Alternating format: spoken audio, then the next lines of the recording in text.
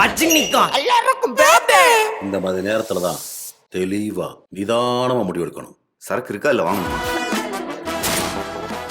ஹாலிடேஸ்னாலே அது நம்ம GT ஹாலிடேஸ் தான்.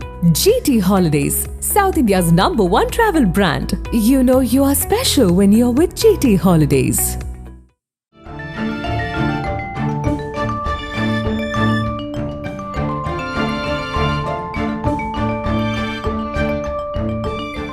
உங்கள் ஜீரண கோளாறுகளுக்கும் வயிற்றெரிச்சலுக்கும் சரியான ஒரு தீர்வு.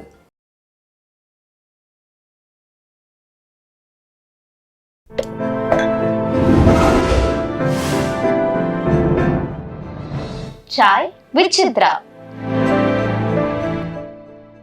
சூர்யாவோட பணியாற்றியது எப்படி இருந்தது? நிறைய ஆக்சுவலாக நான் சூர்யாவோட நிறைய ஸ்டேஜ் ஷோஸ், எல்லா ஸ்டேஜ் ஸ்டார் நைட்லேயும் நான் தான் அவருக்கு பேராக இருந்திருக்கேன். ஏன்னா நான் குட்டி பொண்ணு.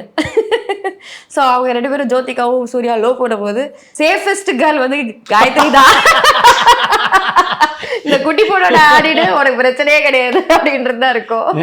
ஸோ அதனால சூர்யா தான் எனக்கு எப்பவுமே பேரா இருந்திருக்காங்க. ஸோ ஃபர்ஸ்ட் டான்ஸ் சொல்லி கொடுக்க வரும்போது அப்பா கிட்ட தான் அமிச்சாங்க சிவகுமார் அங்கிள். அப்போ வந்து அக்கா தான் ஃபர்ஸ்ட் கிளாஸ் எடுத்திருக்கா. ஆமா, சுஜா தான் எடுத்திருக்கா. அதுக்கு அப்போ நான் ரொம்ப குட்டி, 14 இயர்ஸ் தான் அப்போ நான். ஆனால் அசிஸ்டண்ட் கொரியோகிராஃபராக ஒர்க் பண்ண ஆரம்பிச்சிட்டேன். ஸோ ஆனால் ஸ்டார் நைட்ஸில் எல்லாருமே நான் வந்து சூர்யாவோட தான் பேரு. பேசவே மாட்டாரு. ஆனால் இப்போ கான்ட்ராஸ்ட் அப்படியே ஆப்போசிட்டா இருக்காரு. எனக்கு இது சூர்யாவா, நிஜமாலே இது சூர்யாவா அப்படின்னு நான் பார்ப்பேன் நான். ஏன்னா நாங்கள் இப்படி ஆடும்போது இப்படி கூட டச் பண்ண மாட்டார். கை பிடிக்காமலே வந்து சுத்துவேன், கை பிடிக்காமலே இப்படி டான்ஸ் ஆடிட்டு இருப்பேன். ஸ்டேஜ் ஷோல வந்து கரெக்டா ஆடிடுவாரு. ஆனா ரிஹர்சல்ல வந்து அப்போ கரெக்டா பிடிச்சதுன்னு நம்மளுக்கு அந்த கிரிப் தெரியும். அங்க போய் ஃபோர்ஸ் எழுத்துட்டாருன்னா நம்மளுக்கு தெரியாது இல்லையா. ஸோ அதனால அவர் அப்படி இருந்தார் அந்த டைம்ல. இப்போ எப்படி இருக்காருன்னு தெரியல. ஆனால் ஆதவன்ல ஒரு ஸ்லாப்ஸ்டிக் அவரோட ஒர்க் பண்ணேன். ஆனால் இன்னொரு சாங் ஒர்க் பண்ணேன் ஆதவன்ல. ஆனால் நயன்தாராக்கு தான் சாங் எடுத்தேன், சூர்யாவுக்கு எடுக்கல.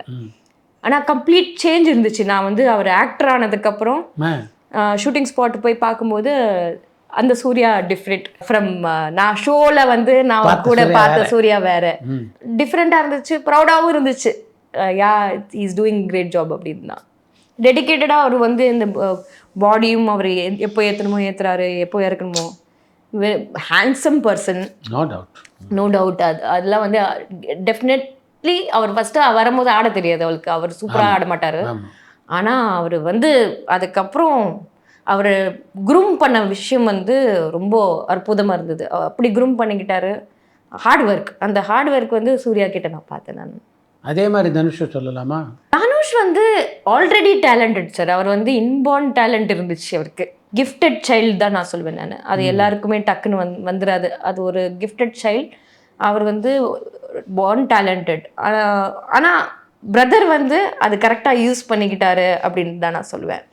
ஸோ அதே சமயத்தில் இவரோட ஹார்ட் ஒர்க் எவ்வளோ பேர் அவரை வந்து நிறைய பேர் வந்து முன்னாடிலாம் வந்து அசிங்கமாக கமெண்ட் அடிச்சிருக்காங்க அவரோட லுக் வைஸ். ஆனால் அதை தாண்டி இன்னைக்கு அவர் வந்து நடிப்பில் வந்து ஒரு அசைக்க முடியாத ஒரு சூறாவளியாக இருக்காரு. அதான். ஸோ அந்த மாதிரி அந்த அளவுக்கு ஒரு அசைக்க முடியாத ஒரு பர்சன். அந்த அளவுக்கு ஹி லவ்ஸ் சினிமா. அந்த மாதிரி ஒரு லவ் சினிமா. இப்போ எப்படி கமல் சார் எப்படி சினிமாவை எப்படி லவ் பண்ணுறாரோ அதே மாதிரி தான் நான் வந்து கமல் சார், ரஜினி சார் 2 பேருமே எப்படி சினிமாவை எப்படி லவ் பண்ணாரோ அது நான் தனுஷ் கிட்ட மட்டும்தான் நான் பார்க்குறேன். வேறு யார்கிட்டையும் நான் பார்த்ததில்லை. அந்த அளவுக்கு சினிமா மேலே ஒரு பேஷனேட்டாக இருக்கிற ஒரு பர்சனை. இப்போ டான்ஸ்லேயும் அந்த அளவுக்கு ஸ்கோர் பண்ணுறவர் ஆகிட்டார் இப்போ. ஆமாம், டான்ஸும் சூப்பராக ஆடுவார் அவர். அதை சொல்கிறேன், இன்பில்ட் அவருக்கு எல்லாமே gifted. It was a born hero மாதிரின்னு வச்சுக்கோங்களேன். அந்த மாதிரி ஒரு பர்சன், பார்ன் ஆர்டிஸ்ட். ரஜினியோட எப்போ பணியாற்றக்கூடிய வாய்ப்பு அமைஞ்சதா உங்களுக்கு? இல்லை, ஆனால் வந்து நான் சார்லி சாப்ளின் படம் முடிச்ச உடனே அவர் வந்து கூப்பிட்டு எனக்கு இது பாராட்டுலாம் செஞ்சார். எனக்கு அது ஒரு த்ரில்லிங் மூமெண்ட்டாக இருந்துச்சு. நான் சார்லி சாப்ளின் எப்படி காலை தூக்கி போட்டேன் அப்படின்னு கேட்டார். டஃப் மூமெண்ட் அப்படின்னு. அதுக்கப்புறம் ஏன்னா கமல் அங்கிளுக்கு தெரியும், நான் சின்ன வயசில் அவருக்கு முன்னாடி எப்போ போனாலும் ஸ்பிளிட் பண்ணிக்காமி அப்படின்னு. ஸோ அவருக்கு அதில் ரொம்ப இன்ட்ரெஸ்ட். ஏன்னா அவர் டான்ஸ். ஆமாம் அதே கேட்டார், இன்னும் பண்ணுறியா அப்படின்னு சொல்லிட்டு. அப்போ குண்டா வேற இருந்தேன் நான், நல்லாவே குண்டு, இப்பவும் குண்டா தான் இருக்கேன். அப்போது உடனே ஸ்ப்ளிட் பண்ணுவியானா உடனே பண்ணி காமிச்சேன். ஸோ உடனே வந்து அதெல்லாம் இன்னும் மைண்டில் அவருக்கு தெரியும். ஆனால் ரஜினி சார் என்ன ஃபஸ்ட் டைம் நான் வந்து இதெல்லாம் பண்ணுவாளா அப்படின்னு பார்த்தது ரஜினி சார் பார்த்துருக்காங்க. இந்த நடிகர்கள் மாதிரி நடிகைகளில் வந்து காயத்ரியை வந்து ஆச்சரியப்பட வச்ச நடிகை யார் சொல்லுங்கள்? சிம்ரன். ம். Simran extraordinary dancer. சிம்ரன். சைஷா வந்து இப்போ ஆர்யா வைஃப் சைஷா, அவங்க சூப்பர் டான்சர். ஸ்ரேயா ரொம்ப அழகாக ஆடுவாங்க, ஏன்னா அவங்க வந்து கதக் டான்சர். ஸோ அது கதக்னால அந்த பாடி லாங்குவேஜ் வந்து ரொம்ப அற்புதமாக இருக்கும். மிச்சவங்க யாரும் சாய் பல்லவி நல்ல டான்சர். அதுக்கப்புறம் மிச்சவங்க யாருமே வந்து எல்லாமே ஓபிதான். ஆமாம், எல்லாரும் ஓபிதான் அடிப்பாங்க. மிச்சவங்க இந்த 4 ஆர்டிஸ்ட் வந்து நான் பார்த்ததுலேயே வந்து ஃபேண்டாஸ்டிக் டான்சர்ஸ். இவங்க 4 பேரும் இன்டென்ஸ் டான்சர்ஸ்.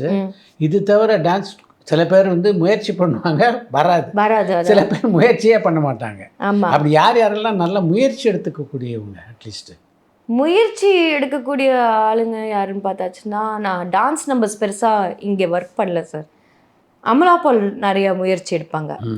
அதுக்கப்புறம் சில பேர்லாம் வந்து முயற்சியே எடுக்க மாட்டாங்க, எடுக்கிறது இல்லை. ஜோதிகெல்லாம் நல்ல முயற்சி எடுப்பாங்க. She's not a fantastic dancer, எல்லாட்டையும் அவங்க முயற்சி எடுத்து ஆடுவாங்க. ஸோ அந்த வகையில் அவங்க சூப்பர். முயற்சி எடுக்காம தான் இப்போ நிறைய ஆர்டிஸ்ட் இருக்காங்க. அது படத்திலே தெரியுது. அதான் எப்படி இருந்தது சிம்புவோட ஒர்க் பண்ணது? சிம்புவோட நான் வந்து ஒர்க் பண்ணால் எப்படி ஒர்க் பண்ணுவேன்னு நான் யோசிச்சுட்டு இருந்தேன். ஏன்னா பிகாஸ் 2 பேருமே 4 வயசுலேருந்து தெரியும். ஆமாம், சைல்ட்ஹுட் ஃப்ரெண்ட்ஸ் நாங்கள். ஸோ எனக்கு அவர் விஜய் கூட எப்படி நான் பயந்தேனோ சிம்புவோட பயந்தேன் நான். ஆனால் அவர் வந்து காயு நீ சொல்கிறனால தான் நான் பண்ணுறேன் அப்படின்னாரு. ஸோ மகா படத்தில் தான் நான் வந்து ஷூட் பண்ணேன் நான். ஆனால் கம்ஃபர்டபுளாக இருந்தது, அவர் கூட ஒர்க் பண்ணுறதுக்கு ரொம்ப கம்ஃபர்டபுளாக இருந்தது, எந்த ஒரு இதுவும் இல்லை. ஆனால் அவர் சின்ன வயசு ஷூட்டிங்கில் வந்து ஐ ஆம் எ லிட்டில் சார் அப்போ தான் வந்து அந்த சாங் எடுத்தாங்க. அப்போ நான் போய் பார்த்துருக்கேன். அப்போ நாங்கள் கிளாஸில் நாங்கள் 2 பேரும் அடிச்சுக்குவோம். டான்ஸ் கிளாஸ்க்கு வந்தாங்கன்னா அடிச்சுப்போம் 2 பேரும் சின்ன வயசில். ஆனால் very true hearted person Simbu வந்து. ஒரு என்ன சொல்கிறது, ஒரு ஃப்ரெண்டுக்காக இல் பி ட்ரூ, அந்த மாதிரி ஒரு பர்சன். And very talented. சின்ன வயசுலேயே அங்கிள் வந்து ராஜேந்திரன் அங்கிள் வந்து ஒரு ஃபுல் அண்ட் ஃபுல் ட்ரம் கிளாஸ்க்கு அமுச்சு விட்ருவாங்க. அதுக்கப்புறம் சிங்கிங் கிளாஸு, மியூசிக், இன்னொரு இன்ஸ்ட்ருமெண்ட்டு, ஃபைட் கிளாஸு. ஸ்கூல் முடிச்ச உடனே சார் இதுதான் அவரோட டைம் டேபிள். அதுக்கப்புறம் டான்ஸ் கிளாஸ் வருவார். ஸோ இதுதான் அவரோட டைம் டேபிள். லிட்ரலாக he'll go back to sleep only by around ஒரு 9 o'clock மாதிரி தான் ஸ்லீப் பண்ணுற மாதிரி தான். எல்லாருமே 9 o'clock தான் தூங்குவாங்க. பட் ஆனால் வந்து அந்த டைம் டேபிள் ஃபுல்லாக இருக்கும் சிம்புக்கு. அந்த அளவுக்கு ஹீ லேர்ன்ட். அதே மாதிரி லேர்னட் பர்சன் பார்த்தீங்கன்னா பிரசாந்த், சினிமா லேர்னட் பர்சன். இப்போ வந்து கமல் சார் எப்படி வந்து எந்த ஒரு இப்போ இந்த கேமரா பற்றி என்ன விஷயம் அப்படின்னு கேட்டிங்கன்னா கூட அது எல்லாமே தெரியும். அந்த அளவுக்கு லேர்னட் வந்து எனக்கு வந்து பிரசாந்த். அந்த அளவுக்கு எஸ், அந்த லேர்னட் வந்து சிம்பு, அந்த லேர்னட் வந்து தனுஷ் சாரும். இந்த அளவுக்கு ஒரு அந்த சினிமாவை வந்து அப்படியே கரைச்சி குடிச்சிருக்காங்க அப்படின்னு சொல்லுவேன். மற்றவங்க ஆப்வியஸாக பிரபுதேவா மாஸ்டரும். ஆனால் வந்து எல்லாருமே வந்து இந்த அளவுக்கு எஃபர்ட் போட மாட்டாங்க சினிமாவில். ஆனால் இவங்களோட எஃபர்ட் வந்து அன்பிலீவபிளாக இருக்கும் அப்படின்னு. Efficient dancer also. ஆமாம், dancer, technically also is too good sir. ஒரு ஏதோ ஒரு படம் ரீசெண்டாக அந்த படம் தான், அந்த படத்தில் வந்து ஹிந்தி படத்தை அப்படியே எடுத்து அவர் மட்டும் சிஜி பண்ணி அவங்க பண்ணியிருக்காங்க, ஓகேங்களா. ஆனால் தெரியவே தெரியாது, அந்த ஷார்ட்டு தெரியவே தெரியாது. அந்த அளவுக்கு அந்த கண்ணு தான் நினைக்கிறேன். அந்த கண்ணா இல்லை அதுக்கு ப்ரீவியஸ் மூவியான்னு தெரியல. அந்த படத்தில் வந்து he did a short like that, அந்த மாதிரி. ஸோ ஹீ நோஸ் டெக்னிக்கலி எது ஒர்க் ஆகும் எது ஒர்க் அவுட் ஆகாது அப்படின்றது. ஸோ அதனால் வெல் லேர்னட் பர்சன் அவர். இவங்களாம் சினிமாவின் பொக்கிஷம் அப்படின்னு நான் சொல்லுவேன் நான். எந்த காலகட்டத்தில் டைரக்ட் பண்ணணுன்ற ஐடியா வந்தது? எனக்கு சின்ன வயசுல எனக்கு ஸ்டோரிஸ் நிறைய எழுதுவேன். நிறைய ஸ்டோரிஸ் எழுதுவேன். அப்பா கிட்ட போய் இது நல்லா இருக்கா, இது பிடிச்சிருக்கா அப்படின்னு. ஸோ அப்பா வந்து நான் அப்பா ஹாஸ்பிட்டலில் வந்து லாஸ்ட் டேஸில் இருக்கும்போது அப்பா இந்த கதை ஓகேயா, கண்டிப்பாக பண்ணணும், கண்டிப்பாக நீ செய்யணும் அப்படின்னு சொல்லிட்டு. அப்போ எனக்கு மனசில் வந்து அந்த படம் எடுக்கிறதுக்கு முன்னாடி எனக்கு டான்ஸஸ் பற்றி ஒரு படம் எடுக்கணும் அப்படின்னு சொல்லிட்டு நான் நினச்சிருந்தேன். ஸோ முதல்ல எடுக்க திட்டமிட்டது வேற கதை. அது thriller subject. School subject. So ஆனால் அது வேண்டாம், நம்ம இது ஃபஸ்ட்டு பண்ணுவோம் அப்படின்னு சொல்லிட்டு நம்ம டான்சர்ஸ்க்கு நம்ம டெடிகேட் பண்ணி ஒரு படம் எடுக்கணும் அப்படின்னு ஆசைப்பட்டேன். அது எடுத்த ரிலீஸும் பண்ணிட்டேன் Z5ல. நீங்கள் டைரக்ட் பண்ணியிருந்த யாதுமாகி நின்றாய் படத்தில் நடன பெண்கள் எப்படிப்பட்ட பாலியல் செண்டலுக்கெல்லாம் உள்ளாக வேண்டியிருக்கு அப்படின்றத எடுத்து சொல்லியிருந்தீங்க. இன்றைக்கி சினிமா உலகம் அப்படித்தான் இயங்கிக்கிட்டு இருக்கா? யூனியன் கார்டு இல்லாத சில பெண்களும் இது வந்து அவங்களுக்கும் இது நடக்கக்கூடிய ஒரு சம்பவங்களாக தான் நான் பார்க்குறேன். நான் இதுக்கு போய் துபாயில் வந்து இதுலலாம் ஆடுறது கிளப்ல. ஸோ ஆமாம், சினிமாவில் வந்து ஒரு ரூல் கொண்டு வந்தாங்க, அந்த மாதிரி போகக்கூடாது அப்படின்றது. ஆனால் சில சினிமாவில் இல்லாத பெண்களும் அங்கே அந்த மாதிரி போய் ஃபேமிலி கஷ்டத்துக்காக, நம்ம சினிமாவில் மட்டும் இல்லை சார், நம்ம இந்தியாவிலேயே எடுத்துக்கோங்களேன், அந்த பொண்ணு தான் சம்டைம்ஸ் வந்து ஆண்கள் இருப்பாங்க ஃபேமிலியில், பிரதர்ஸ் இருப்பாங்க, அவங்க 2 பேர் ஒர்க்கே பண்ண மாட்டாங்க.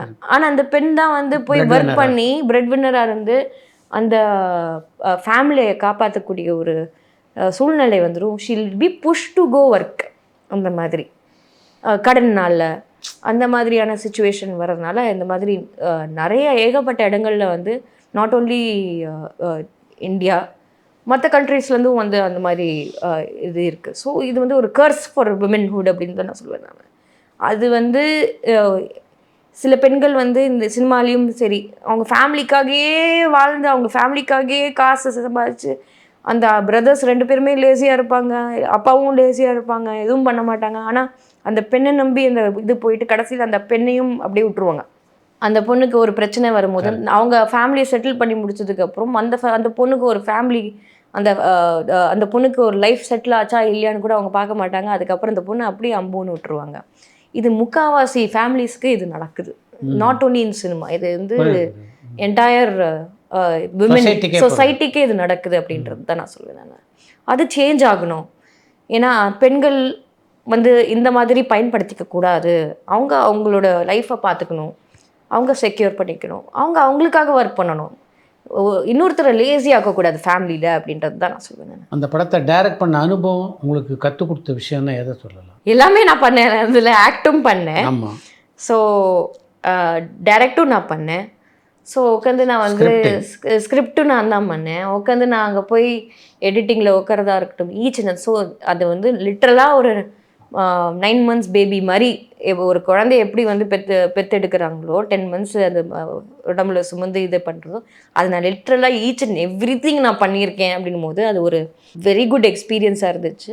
அதே மாதிரி ஒரு ஸ்மால் பட்ஜெட்டில் எப்படி படம் எடுக்கலாம், நல்ல படங்கள் ஸ்மால் பட்ஜெட்டில் எப்படி எடுக்கலாம், நல்ல ஒரு கன்வே பண்ணக்கூடிய ஒரு மெசேஜஸ் எப்படி எடுக்கலாம் அப்படின்றது அது நான் அதில் கற்றுக்கிட்டேன். நான் ஆப்வியஸாக ஃபஸ்ட் மூவினால அங்கே இங்கே சில மிஸ்டேக்ஸ் இருக்கும், அது கரெக்ட் பண்ணிக்கிறதுக்கு நம்மளுக்கு ஒரு நல்ல ஒரு இதாக இருக்கும். அந்த படத்துக்கு கிடைச்ச பெரிய பாராட்டுன்னா எதை சொல்லலாம்? அந்த படத்துக்கு கிடைச்ச பாராட்டுன்னு பார்த்தீங்கன்னா, டான்சர்ஸ் பார்த்து அது வந்து யாரும் இல்லை, எல்லோரும் ஃபீல் பண்ணிட்டாங்க, நேச்சுரலாக ஃபீல் பண்ணாங்க. அதுவே இப்படி இருக்கக்கூடாது, உங்கள் லைஃப் இப்படி இருக்கக்கூடாதுன்னுக்காக தான் நம்ம எடுத்தோம் அப்படின்றது தான் அது வந்து அவங்களுக்கு கன்வே ஆனதே எனக்கு வந்து ஒரு பெரிய ரிலீஃபாக இருந்துச்சு. அதான். ஸோ அந்த வகை அதுவே எனக்கு ஒரு பாராட்டாக தான் பட்டுச்சு. ஸோ அது வந்து எல்லாரோட மனசையும் அது போய் சேர்ந்துருக்கு அப்படின்றது தான். அஜித்தோட பணிபுரியக்கூடிய வாய்ப்பு கிடைக்கலையா உங்களுக்கு? பண்ணீங்களா? அதை ஃபஸ்ட்டு நான் அசிஸ்டண்ட்டு, அதுக்கப்புறம் டான்ஸ் மாஸ்டர் ஆனதுக்கப்புறம் நான் பண்ணல. ஏன்னா அவருக்கு கல்யாண் மாஸ்டர் ஒரு மாதிரி செட் ஆகிட்டாரு. ஸோ அதனால் கல்யாண் மாஸ்டரோட நிறையா அவர் ஒர்க் பண்ணியிருக்காரு, பிருந்தா மாஸ்டரோடையும் ஒர்க் பண்ணியிருக்காங்க. ஸோ அது சம்டைம்ஸ் வந்து சில கொரியோகிராஃபர்ஸ்க்கு வந்து சில ஆர்டிஸ்ட்க்கு சில கொரியோகிராஃபர்ஸ் செட் ஆகிட்டாங்கன்னா அந்த காம்பினேஷன் வந்து பிரேக் பண்ணுறதுக்கு கொஞ்சம் யோசிப்பாங்க. ஸோ அது வந்து அது நானுமே பிலீவ் பண்ணுவேன். ஏன்னா பிகாஸ் எங்கள் அப்பாவோட காம்பினேஷன் வந்து கமல் சரோட பெஸ்ட்டாக இருந்துச்சு. ரஜினி சாருக்கு வந்து தருண் மாஸ்டர் வந்து ஒரு நல்ல காம்பினேஷனாக இருந்தாங்க. ஸோ அந்த வகையில் என்னை பொறுத்த வரைக்கும் நான் விஜய் சாருக்கு வந்து ராஜசுந்தர மாஸ்டரோட பெஸ்ட் காம்பினேஷன் அப்படின்னு நான் சொல்லுவேன். ஸோ அந்த வகையில் எனக்கு இந்த காம்பினேஷன்ஸ் கரெக்டாக இருந்தது. எப்போ திருமணம் பண்ணிங்க அப்படின்னு முடிவு பண்ணீங்க? ஐயோ அது ஏன் கேக்குறீங்க அந்த கதையை? காதல் கல்யாணமா அது? இல்ல அரேஞ்ச் மேரேஜ் தான். வீட்ல தெரிஞ்ச ஒரு சர்க்கிள்ல தான் இருந்தாங்க. அவங்க பார்த்து கல்யாணம் பண்ணிக்கிறீங்களா? அப்போ எங்க தாத்தா பாட்டி வந்து ஒரு 90s ஆரம்பிச்சிருச்சு. ஸோ அந்த 90s ஆரம்பிக்கும் போதே தாத்தா சொன்னார், சரி நீ கல்யாணம் பண்ணிக்கோ அப்படி இப்படின்னா. ஸோ நான் வெரி யங், 21 நான் அப்போது 21. அப்போது வந்து அப்போது செகண்ட் இயர் தான் படிக்கிறேன் நான் காலேஜில். ஏன்னா நான் போய் சேர்ந்ததே லேட்டு. இந்த பீரியடில் உங்கள் சிஸ்டர் கல்யாணம் ஆகிடுச்சா? கல்யாணம் ஆகி குழந்தைலாம் இருந்தது. ஸோ அப்போது ஜென்ரலாக நான் அப்படி கல்யாணம் பண்ணிக்கிட்டேன். அவங்க ஓகே அவங்க சொன்னனால ஃபோர்ஸ் பண்ணனால நான் கல்யாணம் பண்ணேன். பட் அது ஆனால் அன்ஃபார்ச்சுனேட், அது ஒர்க் அவுட் ஆகலை. அதனால நம்ம வந்து நம்ம டிஜெக்டட் ஆகிடக்கூடாது லைஃப்பில் அப்படி சொல்லிட்டு நான் திருப்பி வி ஷுட் ஒர்க் பண்ணி நம்ம ப்ரூவ் பண்ணணும். நம்ம லைஃப்பில் நிறைய இருக்குது ப்ரூவ் பண்ணுறதுக்குன்னு I came here and I started working again. பொதுவாக இது போன்ற மனமுறிவுகளுக்கு அடிப்படை காரணம் என்னன்னு நினைக்கிறீங்க நீங்கள்? Understanding sir. நம்மளுக்கு வந்து அண்டர்ஸ்டாண்டிங். ஒரு இவர் தாங்க நம்மளுக்கு லைஃப் பார்ட்னர் கரெக்டா அப்படின்றது வந்து அன்ஷூர்னஸ் இருக்குல்ல, அந்த அன்ஷூர் தான். இது என்னதான் இருந்தாலும் நான் பிரேக் பண்ணிக்க மாட்டேன்ற ஒரு மனப்பான்மை வேற, அன்ஷூர்னஸ்னு ஒன்று வேற. இவர் எனக்கு நெக்ஸ்ட் 60 இயர்ஸ் நான் இவர் மூஞ்சி பார்த்துட்டு நான் எந்திரிக்க முடியுமா? இவர் எனக்காக இருப்பாரா? என்னை காப்பாற்றுவாரா? அந்த ஒரு இது இருக்குல்ல, அது அந்த நம்பிக்கை நம்மளுக்கு வரலன்னா ஆட்டோமேட்டிக்காக அதில் அங்கேயே விரிசல் ஆரம்பிக்கும், ஸ்டார்ட் ஆகிடும். ஸோ அந்த அன்ஷூரிட்டி தான் வந்து இன்னைக்கு அதோட மெயின் காரணமே அப்படின்னு சொல்லுவேன் நான். மீடியா வந்து பெருசாக இருக்குது, எக்ஸ்போஷர் பெருசு. Correct. And opportunity for women is coming. அது கேப்சர் பண்ணுறதுக்கு ஃபைட் பண்ணி போராடி நம்ம வந்து கேப்சர் பண்ணுறதுக்கு அது ஒரு போர் தான். அந்த போரில் நான் இருக்கணும்னு ஆசைப்பட்றேன். நம்ம கோலை அச்சீவ் பண்ணணும். நம்ம வெறும் கல்யாணம் ஆகி போய் வீட்டில் உட்காரத்துக்கு நம்ம வந்து இது இல்லை. ஸோ அதுக்கு சப்போர்ட்டிவாக நம்மளுக்கு ஒரு நல்ல ஹஸ்பண்ட் இருந்தால் தான் நம்மளுக்கு அது பெஸ்ட்டாக இருக்கும் அப்படின்னு தான். ஸோ என்னை பொறுத்த வரைக்கும் கல்யாணம் இஸ் நாட் பேட். டெஃபினெட்லி எல்லாருக்குமே வந்து கம்பேனியன் தேவை. ஆனால் கல்யாணம் தான் நம்மளுக்கு எல்லாமே அப்படின்றதும் கிடையாது அப்படின்னு தான். ஸோ அது அண்டர்ஸ்டாண்டிங்கும் அந்த ஷூரிட்டி வந்துச்சுன்னா டெஃபினட்டாக அந்த கல்யாணம் ஒர்க் அவுட் ஆகிருக்கும் அப்படின்னு தான் நான் சொல்லுவேன். நீங்களே சொன்ன மாதிரி அதிகமாக பேசாத நபர் வந்து காயத்ரி. ஆமாம். அரசியலை பொறுத்த வரைக்கும் பேச்சு ரொம்ப முக்கியம். கண்டிப்பாக. அப்படி இருந்தும் அரசியல் பால் காயத்ரி ஈர்த்தது எது? சேவை தான் சார், சேவை தான். எனக்கு இதுக்கு முன்னாடி நான் பிஜேபியில் இருக்கும் போது நான் பெருசாக பிஜேபிக்கு எப்படி போனீங்க முதல்ல? அதுதான் அது ஆக்சிடென்ட் சார். பாரதிய ஜனதாலேருந்து வெளியேறணும் அப்படின்ற முடிவை காயத்ரி எடுக்க காரணமாக அமைஞ்சது ஒரே ஒருத்தர் தான், அந்த அண்ணாமலை அப்படின்றது. ரெண்டாவது பார்ட்டி என்பது ஒரு தனி மனிதனா? அப்படி இல்லை சார். நான் அந்த பார்ட்டிக்காக நான் என்னோட உழைப்பு. அதிமுகலேருந்து அழைப்பு வந்ததா இல்லை நீங்கள் சேரணும்னு விருப்பப்பட்டு போனீங்க? நான் சேரணும்னு விருப்பப்பட்டு தான் சார் போனேன். ஏன்னா எனக்கு இது வந்து ஃபஸ்ட்டு நான் பிஜேபியில் சேரும்போது அது என்னன்னே தெரியாமல் போய் சேர்ந்தது. பரபரப்பான சினிமா செய்திகள், நட்சத்திரங்களின் பேட்டிகள், சினிமா வரலாறு ஆகியவற்றை பார்க்கவும் படிக்கவும் உங்களுக்கான இணையதளம் tourantalkies.co.